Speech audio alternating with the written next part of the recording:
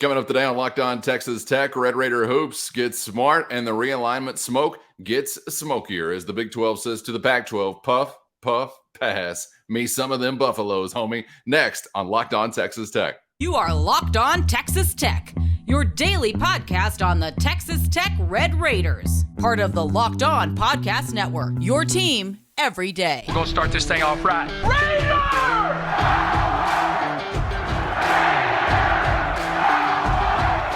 Everything runs through Lubbock. Great to see you again on Locked On Texas Tech on the Locked On Podcast Network. And thanks for making us your first listen on YouTube or anywhere you get podcasts with the only Chris Level. I'm Casey Cowan. Great to be with you once again, Chris. And on today's episode, we got a wide range of things to discuss. Before we're done, we'll actually be calling back somewhat to yesterday's episode as we talked about some realignment smoke, and depending upon what time you're joining us here for this episode out there in the audience, well, the smoke could be a raging fire by now because it's only gotten thicker since our last conversation. So we'll get to what's going on that scene coming up in just a moment. But of course, we've already had some hours and days go by, Chris, since another announcement of some significance for a Texas Tech basketball fan. And so wanted to make sure to get to that today as well, as Grant McCasland continues to add to the supporting cast there, and this time in the form of Dave Smart, a name that you mentioned on this show not too long ago, but I think still one that's going to have to come with a whole lot of background elaboration for your common Texas Tech basketball fan, and certainly I'm among that group. But you also saw with this hire and this announcement, Chris, some basketball minds across the nation really pointing to what a great addition this should be for Grant McCasland and the Red Raiders. So I'm excited about that and excited to learn a whole lot more about Dave Smart, who's now a Red Raider himself. Yeah, and the topic you mentioned about smoke raging and all that, it's all coming from Colorado, which seems appropriate. And so, yeah, Dave Smart is long since been rumored to be joining this staff. I think that, we're not real sure exactly what roles everybody's going to have yet, like who's in charge of what or whatever. It doesn't really matter.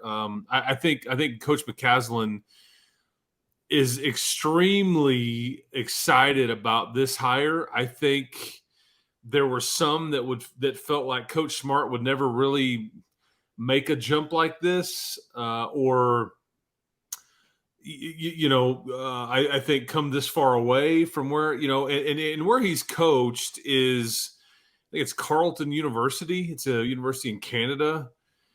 And they actually played Texas Tech, I think, back in the mid 2014, 15-ish, 16, somewhere around there.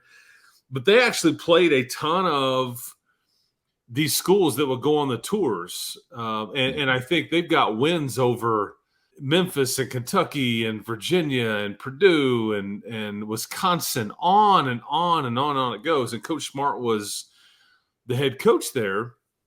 And so make no mistake, I think you've got defense covered.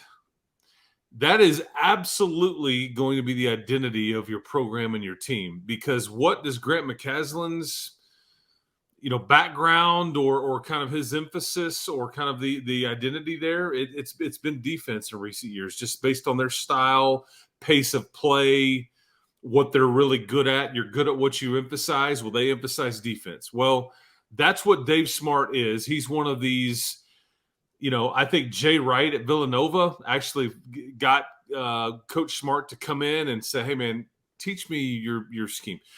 It's a bit unique, and it's very similar in its uniqueness to like what Mark Adams was doing, which was a bit outside the box.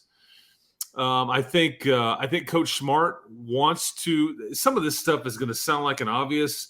I just think they do this really well, and there's some help side principles that are a bit different than the norm, but you see it in a game-to-game basis for a full game, and it's a bit different. But they want to force everybody left. They want to keep everybody on the side. They drop their help when you get baseline. They really drop their help, and And it's beautiful when it works in tandem, but there's a long list of players. Now, granted, you're not winning any kind of trophy or championship in some sort of August exhibition basketball. So make no mistake, some of these college teams that have come in, they haven't practiced a ton. They're not a well-oiled machine, whatever. However, it's not nothing when this Canadian team does this to a long list of big-time Power 5 type basketball schools that have really good coaches and in some cases players. I mean, they've beaten eventual Final Four teams. I mean, on and on and on it goes. Again, but it's August. But I think his defensive scheme is really what he's known for. And he recently, a year or 2 or 3 ago, kind of stepped aside and kind of was at the end of the bench, still very involved as like player development type. At Carleton University. I think I'm saying the university's name right. But anyway, so that's who he is. And I think a lot of basketball people know him. The general fan doesn't know him. But I'm all about good coaches, especially if they give you a schematic advantage. He's no recruiting guru or anything like that, but he is very much as an X's and O's guru that emphasizes defense. And I think that Grant was really excited to land him. Do you have any feel for how the connection came about? Was there a prior relationship, some crossover somewhere, or was this like, search committee recommended? This is a well thought of basketball mind. Do you know anything about that background? I believe there is a relationship there. How that began, I'm not entirely sure. I don't think this was some sort of, hey man, here's some names of potential folks that would be interested in a job like this. I think it is. Because this has been rumored for – Coach Smart has been here on multiple occasions in Lubbock. I think he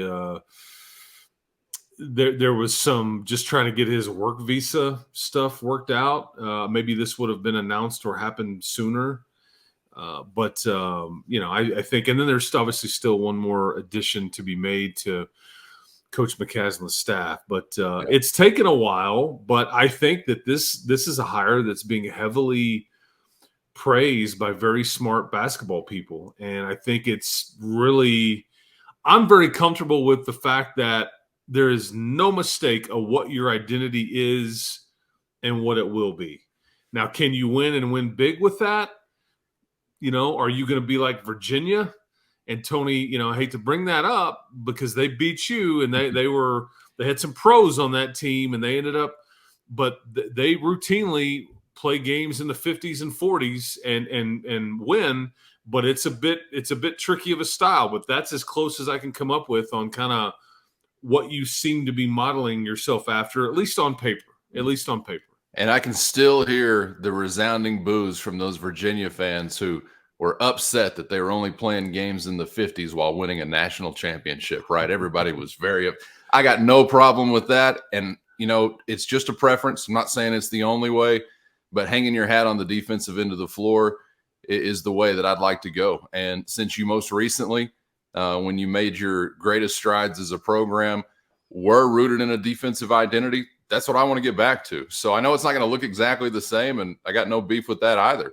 But to have some generally defensive-oriented personality is going to be scratching me right where I itch as a Texas Tech basketball fan if they can get back to it. And I'm sure coming from Canada, Coach Smart also just wanted to verify whether or not there was anything beyond steak and salmon here in the LBK. So he probably did some on-the-ground research in that department as well. So this sounds great. And again, trusting some of those national pundits who are excited about this as far as I'm concerned, because I was not familiar. I do apologize to Coach Smart, was not familiar with this game prior to this name being on the radar, Chris, but sounds exciting. And I don't know, from my perspective, which is obviously as a biased Red Raider, I feel like this program has checked some boxes as far as appropriate steps that were going to be necessary to rebuild the program this offseason. Yet, as I pivot to a degree, I'm hearing talk of grading of the offseason somewhere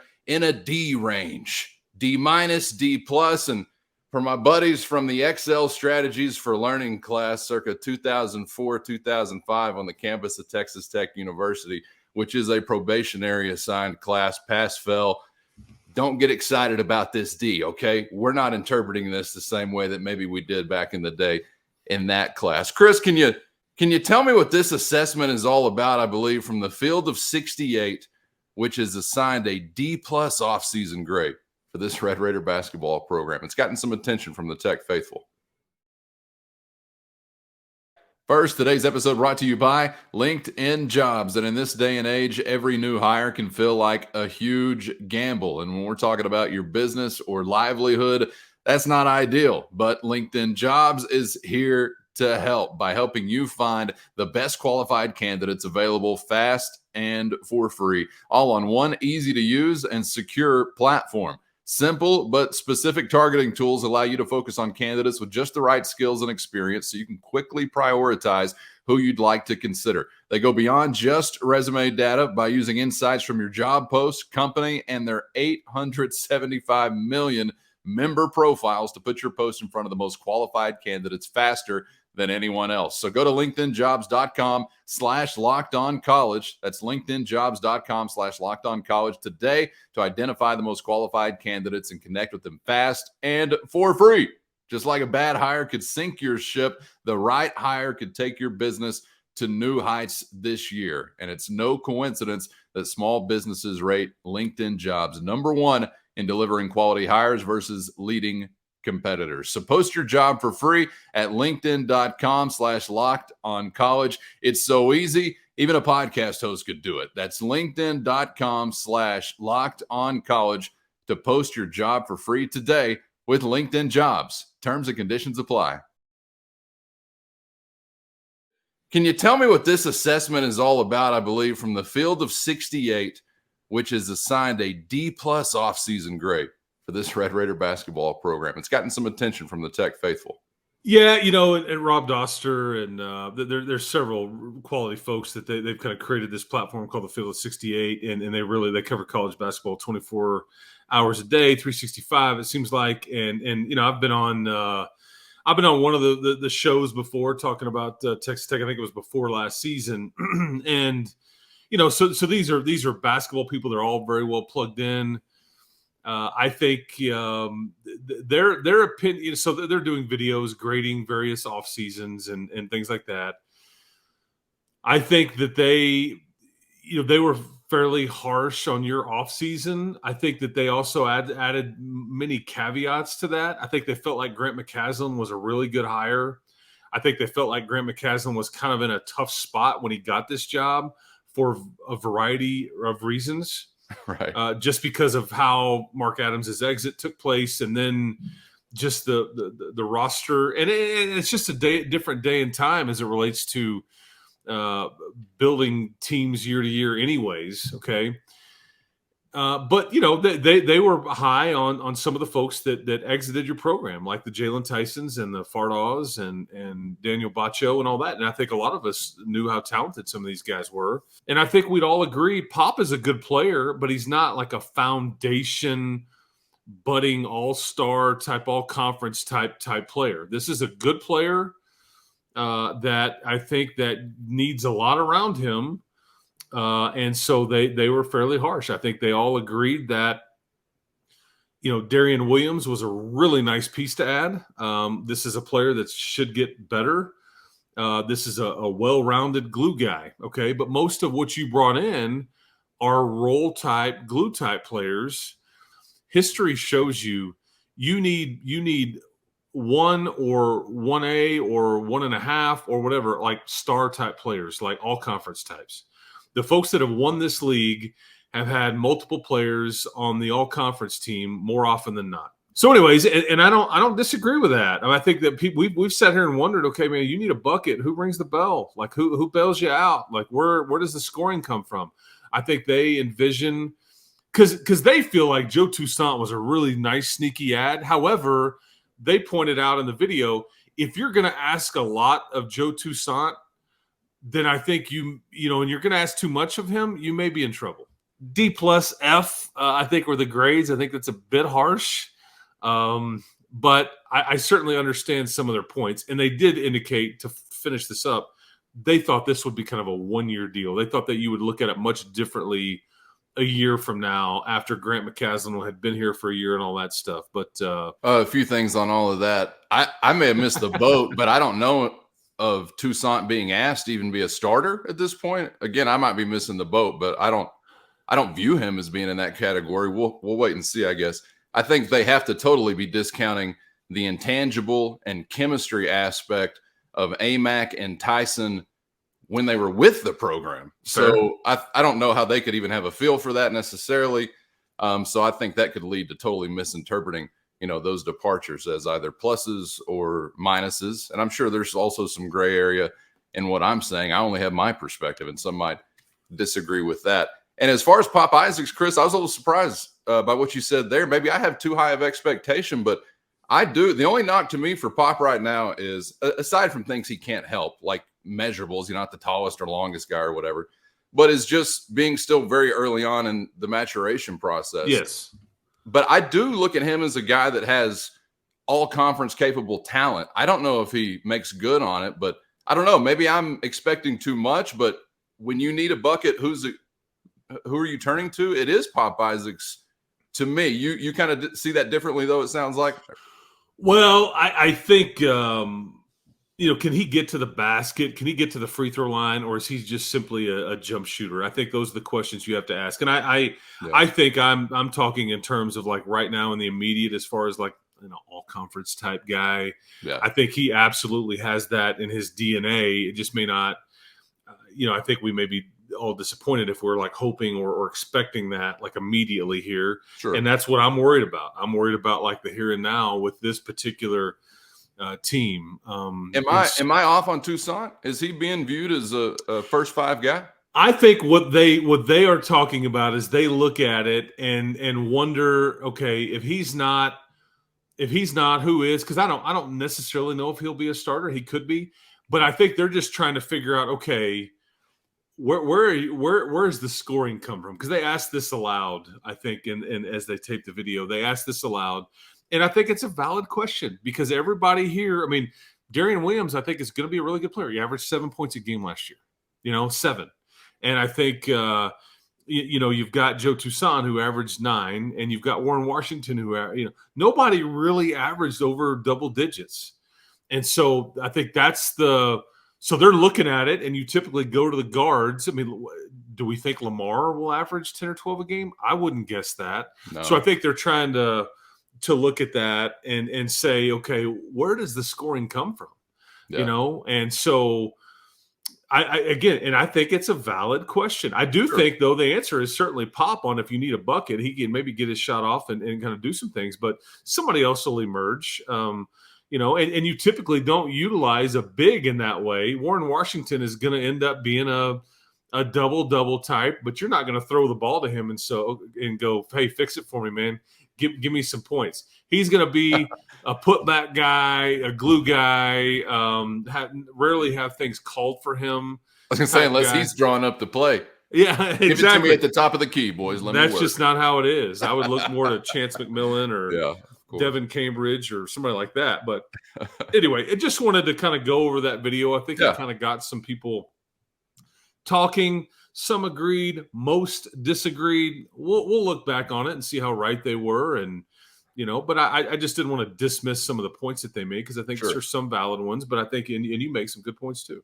Okay, let's switch gears here to wrap up the episode, Chris. We're going to be returning to a similar theme from yesterday as we spoke on realignment, smoke, swirling. We've got Board of Regents huddling up at Colorado. We've got a 48-hour window assigned, actually, by someone who's been covering this in Tucson, Arizona, which I think we're probably roughly 12 hours into that, depending upon when you're listening to this on this beautiful little Friday, a.k.a. Thursday, for all who celebrate in West Texas. So smoke them if you got them, boys. We're getting to it next on Locked On Texas Tech.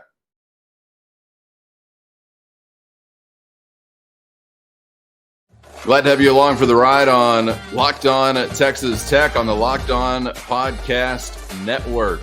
Your team every day on YouTube or anywhere you get podcasts. Subscribe on YouTube if you haven't so far, so you never miss an episode with Chris. I'm Casey, coming to you from west of the 100th Meridian, where it's really going down. And that is applicable beyond the LBK today, Chris, because it was Boulder, Colorado, where roughly sometime around 3:30, 4 o'clock Wednesday afternoon, Colorado regents were meeting, discussing what?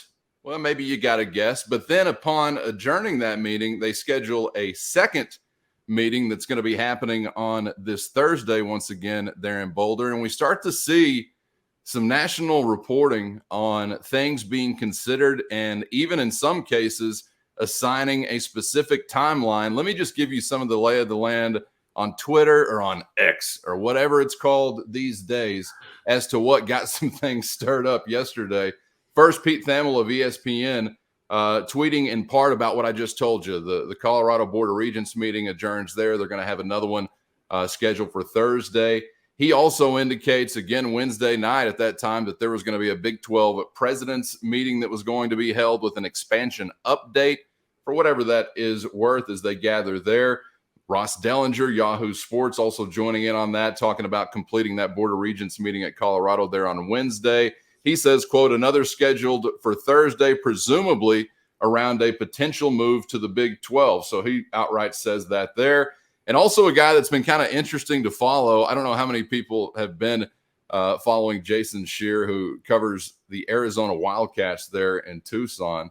But it seemed like he's had a relatively even-keeled and consistent grasp on the lay of the land during the entirety of this time. And he's actually the one that assigned a timeline to it, Chris, as he tweeted or X'd in part saying Colorado is likely to move within the next 48 hours. Again, this happening on Wednesday afternoon.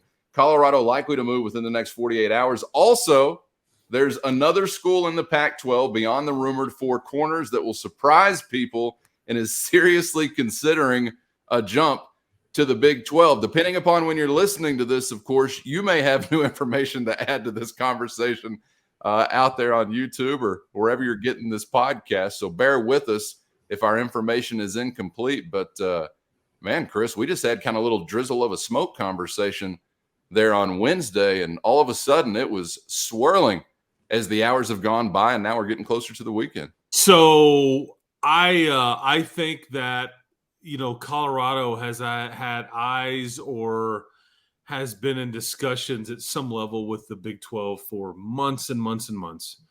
And it's not that they've been serious discussions. I think they've been, you know, it's been a back and forth, but I think the right way to put it is they've been engaged. And I think you and I even touched on this back during spring football for Texas Tech, and that, you know, it was the March or April. It was like Colorado was the one that's doing all the talking or have their ear open and like very receptive to what is going on. And I think that, you know, we touched on it on yesterday's show.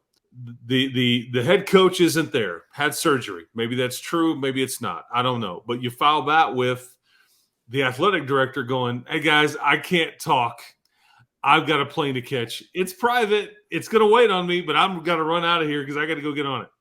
And two, or three, I should say, you have the school president basically kind of mentioning some things aloud that he clearly knew wasn't really accurate last week about timetable and presentations from George Kliavkoff and all that stuff, simply to apply pressure. You start adding these things up. And I think you may have a new conference member sooner than later. And I think it may really be sooner than later because I don't know exit fees. I don't know like things yet, the minutia of maybe an exit or a like what you've got to tell the league to make sure you're okay. They don't have a media deal next football season. Right. Nothing that they're obligated to.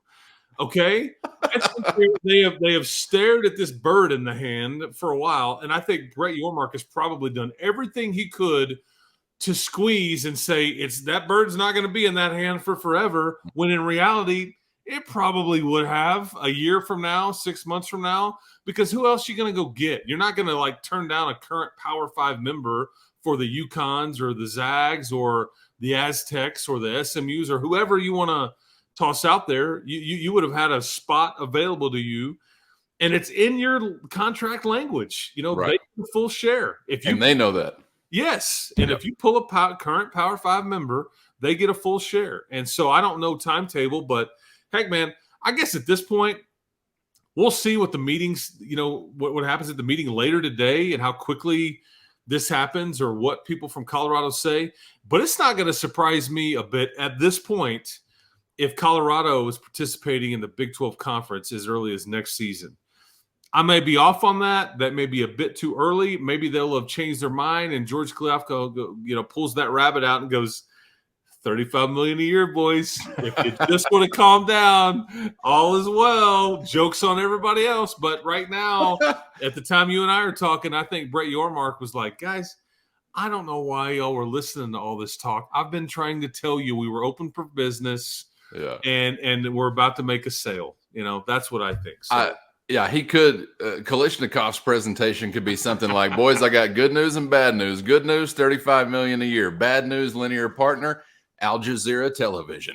Well, how does it sound? Yeah, that should be really interesting. And who knows, man, by the weekend arrives, do we have something actually tangible to see, touch, and feel? I'd be willing to bet it's like recruiting we were talking about. When those spots start filling up, you're like, ooh, I start to get antsy. Yeah. Because it certainly doesn't seem the Big Ten is interested at all in adding Oregon, Washington, or anybody else right now because they're full. Well, I'm glad you bring that up, and I know we got to get out of here, but let's wrap it up with this because I wanted to ask you about maybe the most interesting part of any of those tweets I mentioned there, that being the mention of a surprise Pac-12 candidate that is weighing a Big 12 option, and I think that could have everything to do, Chris, with what you're alluding to there. I mean, how many life rafts actually are there out there for a Pac-12 program to grab? Do you have any feel for the circumstances? I know Stanford's been begging for years to be in the Big 12, but it's not happening. Stanford, quit calling. Do you have any feel for those vibes? I've been told this repeatedly. Oregon is very antsy. I think Oregon is extremely antsy. They're very restless. They've been asking lots of questions behind the scenes. And then we already know, you and I do, about, because it's been widely reported about Washington's financial woes, and that's been reported in Seattle papers and all those things. And so it stands to reason, because I think when I hear the word surprise, I think to most that would surprise folks if it was an Oregon or a Washington. So I think it checks the box there. And I'm going to say to you that with the financial issues that Washington is going through, and then obviously with the Oregon restlessness, and the fact that you would be extremely interested in either one or both of those institutions, I think it's I'd be willing to bet you it's potentially one of those that Jason is referring to. It makes a lot of sense based on what I know, because I've asked some questions to people that I think would have a better feel for it than me, which is why I asked them, and I think they kind of pointed me toward that duo. But there's only so many options, right? Right. Maybe with a slight lead to Oregon on being the surprise team, but we'll see. He says beyond the four corners, so those options are out the window. You know that Oregon State and Washington State would walk through hell on Sunday to get to the Big 12. That'd be a surprise to no one that they're considering that. So then you think about like Stanford, Cal. You think about Oregon, Washington, what seems plausible there to possibly fit that profile. You may be able to come to your own conclusion fairly easily.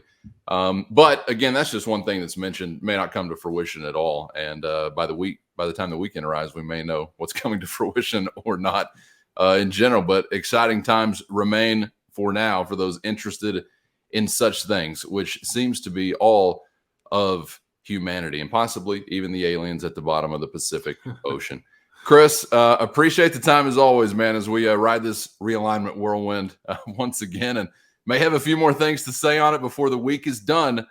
So don't tune out. Join us once again as we wrap up the week tomorrow, right back here on Locked On Texas Tech. Chris, thanks for the time as always.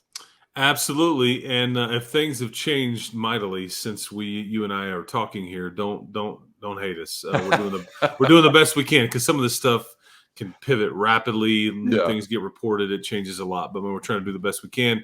Enjoyed it. Go Buffs. Love to see them added. And then we'll see what else comes your way. So enjoyed it. But makes for an interesting late week in July. That's for sure. Yes, it does. And we'll be back with the latest and greatest on those scenes and more coming up tomorrow for the next round. For Chris, I'm Casey. Hope to see you then on Locked On Texas Tech.